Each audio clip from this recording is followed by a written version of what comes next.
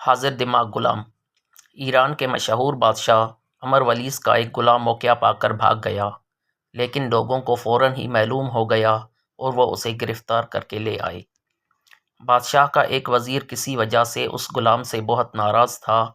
غلام کے بھاگنے اور گرفتار ہو کر آنے کا حال معلوم ہوا تو اس وزیر نے بادشاہ کو مشورہ دیا، اس گستاخ غلام کو فوراً ہی قتل کر دینا چاہیے۔ اگر اسے سخت سزا نہ دی گئی تو اور غلاموں کا حوصلہ بڑھے گا اور وہ بھاگنا شروع کر دیں گے۔ غلام نے وزیر کی بات سنی تو سمجھ گیا کہ یہ ظالم دشمنی کی وجہ سے مجھے قتل کرانا چاہتا ہے۔ اس نے بہت ادب سے کہا، یہ غلام حضور بادشاہ سلامت کا نمک خوار ہے۔ یہ بے شک مجھ سے ایک گناہ ہوا ہے، لیکن میرے دل سے حضور کی خیر خواہی اور محبت کم نہیں ہوئی، اور محبت اور خیر خواہی کی وجہ سے یہ عرض کرنے پر مجبور ہوں کہ مجھے قتل کرا کے حضور میرا خون ناحق اپنے گردن پر نہ لیں۔ ایسا نہ ہو کہ جب قیامت کے دن میرے قتل کے بارے میں پوچھا جائے تو حضور جواب نہ دے سکیں۔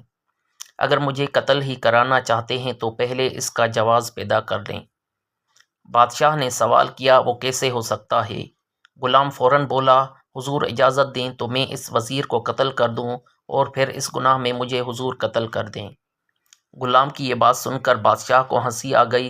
اس نے وزیر کی طرف دیکھ کر کہا، بتا اب تیرا کیا مشورہ ہے؟ وزیر خوف سے کانپتے ہوئے بولا، حضور اس فتنے کو اپنے بزرگوں کے صدقے آزاد ہی کر دیں تو اچھا ہے۔ ایسا نہ ہو یہ سچ مچ مجھے کسی آفت میں پھنسا دے۔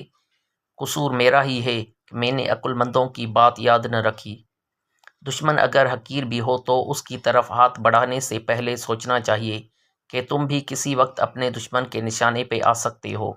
اس لیے ہر قدم سوچ سمجھ کر اٹھانا چاہیے اور دشمن کو کبھی حقیر نہیں سمجھنا چاہیے۔ اس حکایت میں شیخ سعدی نے جرأت اور ہوش مندی کے برکات اور فوائد کی طرف اشارہ کیا ہے اور حاسدوں اور دوسروں کا برا چاہنے والوں کو ان کے انجام سے ڈرایا ہے۔ حاتم طائی سے بڑا رتبہ۔ کسی نے حاتم طائی سے سوال کیا، آپ نے دنیا میں کسی کو اپنے آپ سے زیادہ سخی پایا؟ حاتم طائی نے جواب دیا، ہاں، ایک لکڑہار کو۔ ایک بار میں نے اپنے مہمانوں کے لیے 40 اونٹ ذبح کیے۔ دعوت عام تھی، جو آتا تھا پیٹ بھر کر کھا جاتا تھا۔ اس دن میں کسی ضرورت سے جنگل کی طرف گیا تو وہاں ایک لکڑہار کو دیکھا جو خشک لکڑیاں اکٹھی کر رہا تھا۔ میں نے اس سے کہا، تو آج مشقت کیوں اٹھا رہا ہے؟